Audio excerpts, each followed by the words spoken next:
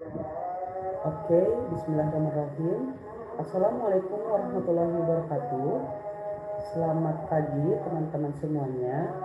Selamat datang kembali di kelas perencanaan bisnis yang pada kali ini yang akan kita bahas yaitu kita melanjutkan atau menekankan kembali agar teman-teman paham terkait materi bab 2 kita yaitu analisis peluang usaha dan SWOT. Sebelum Bapak berlanjutkan, Bapak akan ingatkan kembali ke teman-teman semuanya untuk akhirnya bisa memahami dan melihat video ini dengan keadaan badan yang tegak dan diusahakan juga dengan perasaan senang dan ceria agar teman-teman dapat memahami isi video ini dengan baik. Oke, tidak perlu berlama-lama, akan Bapak lanjutkan pada yang selanjutnya. Apa saja yang kita pelajari untuk pelajaran pada video kali ini atau bab ini ada 4 hal kiranya yang akan kita pelajari. Apa aja itu? Yang pertama itu adalah pengertian peluang bisnis, selanjutnya pengertian analisis SWOT, selanjutnya metode yang digunakan dalam analisis SWOT, dan yang terakhir yaitu adalah faktor lingkungan dalam analisis SWOT. Oke. Sampai saat ini semoga dapat dilihat poin-poin apa yang kita pelajari dan akan kita lanjutkan ke materinya. Yang pertama adalah introduksinya atau pendahuluannya. Di sini seorang wirausahawan harus memiliki pemikiran kreatif dan inovatif untuk mendapatkan hasil yang maksimal supaya tidak ada kendala dalam membuka usaha dan pemilihan bisnis yang tepat dengan modal yang dimiliki oleh calon wirausahawan. Mengapa begitu? Mengapa harus begitu? Banyak karena pada akhirnya banyak peluang yang disia-siakan sehingga berlalu begitu saja karena tidak semua orang dapat melihat peluang dan melihat pun belum tentu berani memanfaatkan peluang tersebut. Maka dari itu sangat penting untuk kita dapat memahami materi ini agar ketika ada peluang pun kita mengetahui apa saja harus kita kerjakan. Oke, lanjut. Kita pada intinya yaitu materi pertama terkait pengertian peluang usaha. Peluang usaha di sini dapat diartikan sebagai kesempatan atau waktu yang tepat yang juga seharusnya diambil atau dimanfaatkan bagi seseorang usahawan untuk mendapatkan keuntungan. Yang sudah saya bilang kembali pada slide sebelumnya, karena banyak peluang yang disia-siakan sehingga berlalu begitu saja karena tidak semua orang dapat melihat peluang dan melihatnya belum tentu berani memanfaatkan dari peluang tersebut. Jadi peluang usaha yang telah diambil pada akhirnya tentu memiliki konsekuensi bagi pengambil keputusan. Kalau peluang usaha yang diambil itu berhasil, maka bisa dikatakan mendapat keuntungan. Namun bisa juga apabila gagal, maka itu juga bisa menjadi bagian dari risiko yang harus dihadapi. Namun demikian, hal itu dapat dijadikan pengalaman yang sangat berharga bagi teman-teman yang ternyata dalam kuliahnya mendapatkan sebuah kerugian. Oke, kita lanjut ke slide selanjutnya. Terkait pengertian analisis SWOT, di sini analisis SWOT dapat diartikan sebagai proses identifikasi berbagai faktor secara sistematis guna menentukan rumusan yang tepat dan melakukan strategi perusahaan yang terbaik. Dan analisa ini dilakukan atas dasar logika yang dapat meningkatkan kekuatan atau strength dan peluang atau opportunities, tetapi juga meminimalisir kelemahan atau weakness dan ancaman atau threats. Nah, di sini sudah Bapak bold atau Bapak tebakkan bagian dari kata kunci yang penting sekiranya itu merupakan identifikasi berbagai faktor yang menentukan yang tepat bagi strategi perusahaan yang terbaik. Dan di sini poinnya SWOT itu apa? SWOT itu terdiri dari kekuatan, peluang, kelemahan, dan ancaman. Nah, proses pengambilan keputusan strategi perusahaan selalu berkaitan erat dengan pengembangan misi, visi, tujuan, strategi, serta juga kebijakan perusahaan dan apapun sebagainya.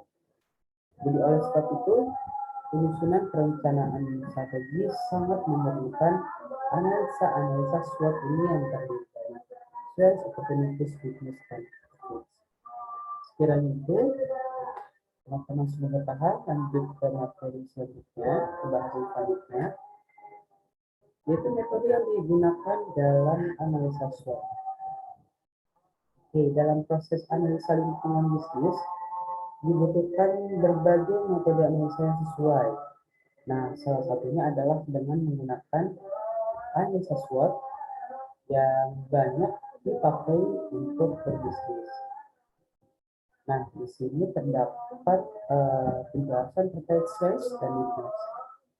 Strengths ini atau disebut sebagai analisis kekuatan, yakni situasi atau kondisi yang merupakan gambaran kekuatan dari organisasi atau perusahaan pada saat ini. Dan yang harus dilakukan dalam menggunakan analisis ini adalah setiap perusahaan atau organisasi perlu menilai kekuatan dan kelemahan yang dimiliki, kemudian dibandingkan dengan para pesaingnya. Nah, di sini poinnya terkait kekuatan atau strength. Selanjutnya weakness yang tadi merupakan kelemahan. Bagaimana penjelasan terkait weakness atau kelemahan? Di sini disebut sebagai cara untuk menganalisis kelemahan yang ada di dalam sebuah perusahaan ataupun organisasi. Nah, weakness merupakan cara untuk menganalisis kelemahan yang ada dalam sebuah perusahaan, yang mana kelemahan tersebut dapat menjadi kendala yang serius dalam kemajuan suatu perusahaan atau organisasi.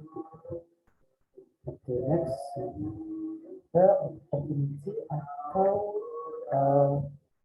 dari analisa peluang. Di sini opportunity dapat disebut sebagai situasi atau kondisi yang merupakan gambaran peluang yang ada di sisi luar organisasi atau perusahaan. Dari gambar tersebut dapat memberikan peluang perkembangan suatu organisasi atau perusahaan di masa depan. Nah, di sini opportunity merupakan analisis yang digunakan untuk mencari peluang ataupun terobosan yang memungkinkan suatu perusahaan ataupun organisasi bisa berkembang, baik di masa kini ataupun masa yang akan datang. Selanjutnya, threats itu disebut sebagai analisis ancaman. Threats sebagai analisis ancaman yaitu situasi atau kondisi yang merupakan gambaran ancaman dari suatu perusahaan atau organisasi dalam menjalankan suatu usaha.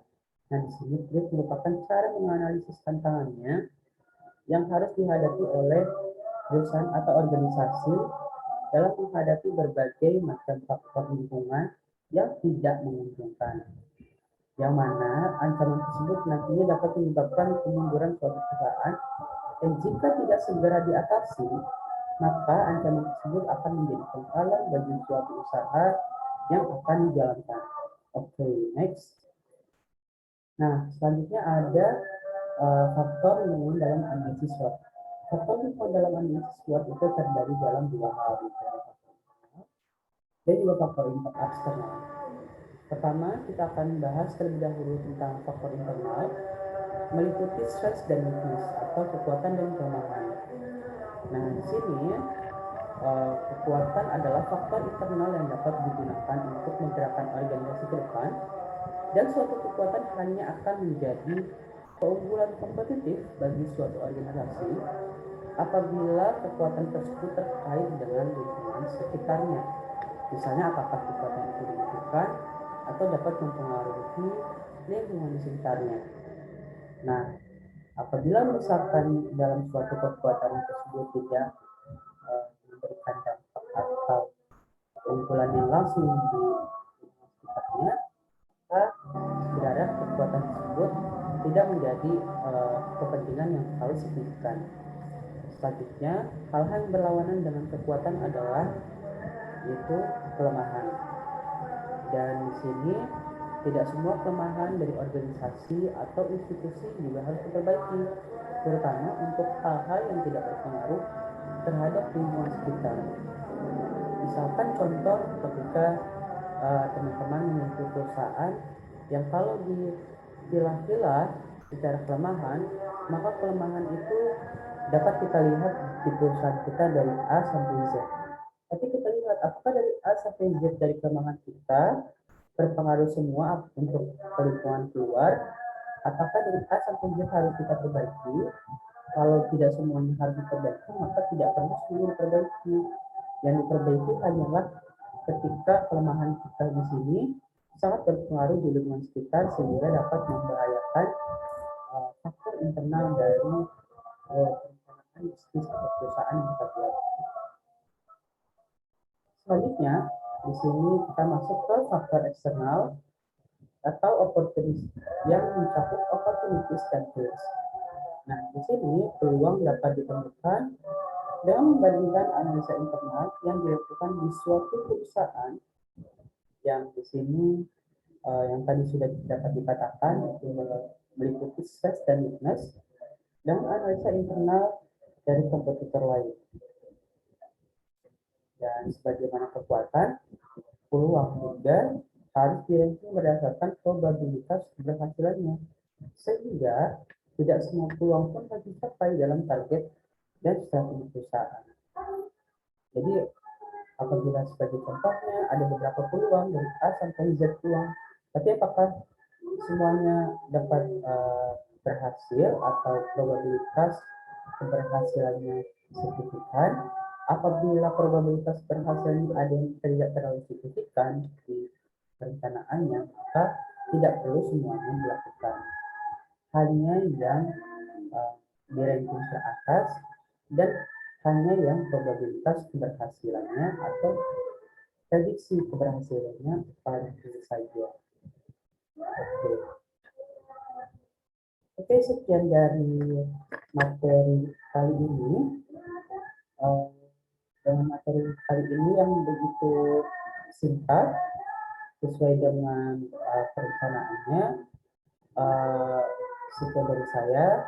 Selanjutnya dapat teman-teman kerjakan 2 tugas. Yang tugas ini yang pertama untuk silakan mengerjakan soal bilangan ganda dan esai yang tertera pada Word di DCR. Dan yang kedua tentang tentukanlah produk bisnis yang akan dibuat kelompok Anda dan buatlah perencanaan dengan metode analisis SWOT menggunakan PowerPoint. Jadi bayangannya untuk tugas kedua adalah di mana teman-teman nanti di kelompoknya membuat kira-kira produk apa yang akan kita jual. Nah, produk ini harus benar-benar teman-teman tepatkan karena untuk progres dari tugas ini akan dilanjutkan sampai akhir semester. Jadi misalkan teman-teman merencanakan produk pakaian, maka tentukanlah pakaian atau fashion muslim atau fashion casual yang itu sudah ditetapkan karena ini akan melanjutkan dan ini akan melanjutkan ke tugas-tugas selanjutnya. Begitu. Jadi contohnya apabila teman-teman memiliki fashion casual untuk produk yang dibuat perencanaannya. Nah, kira di produk perencanaannya fashion casual itu dianalisis SWOT-nya sebagai apa saja, strategi bagaimana, investasi bagaimana, opportunity bagaimana, dan risk bagaimana. Sekian dari saya. Terima kasih. Semangat terus. Wassalamualaikum warahmatullahi wabarakatuh.